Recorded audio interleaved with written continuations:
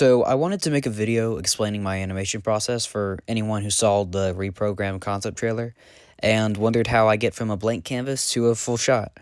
Every stage builds on the last one, and each one plays a different role in how the animation looks by the end. I'll break down each part, and on screen you'll see the animation exactly as it looks during that specific stage. The first stage is layouts. This is where everything is loose, simple shapes, quick strokes, and rough movement. I'm just figuring out the motion, where the character's weight shifts, how the action flows, where the head turns, stuff like that. I only draw what I need. If an arm needs to move, I'll put down the starting pose and ending pose, then add a quick in between just to show the direction of the motion. At this point, it's all about clarity, not detail. I don't care about clean lines, I just care about whether it moves the way I want.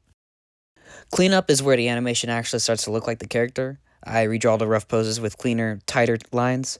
I make sure shapes stay consistent and that the acting reads clearly.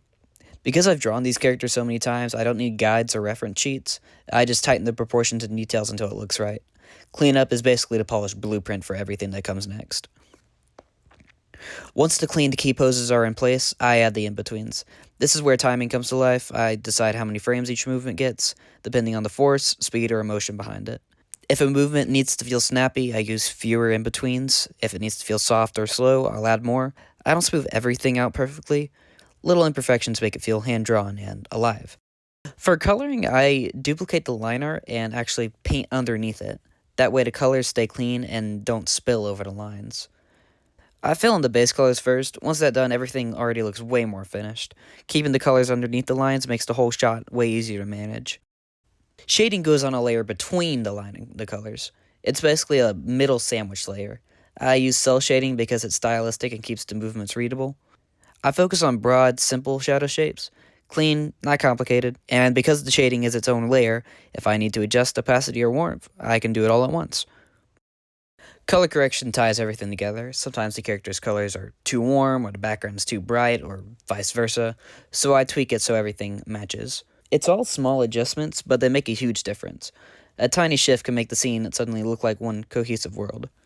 Before I ever animated digitally, I actually animated on paper. Not flip books, just a sheet or two. I draw a pose, erase the part that needed to move, redraw it, take a picture, and keep going. It was basic, but it taught me spacing and timing in the simplest way. And honestly, my very first animations weren't terrible.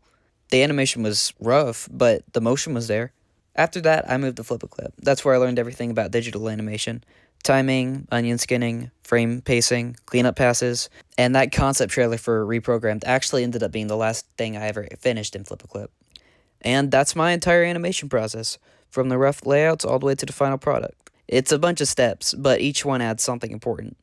I started with a pencil and a sheet of paper, moved to Flip a Clip, and now I'm getting comfortable in Toon Squid. Every stage helps shape the way that I animate today.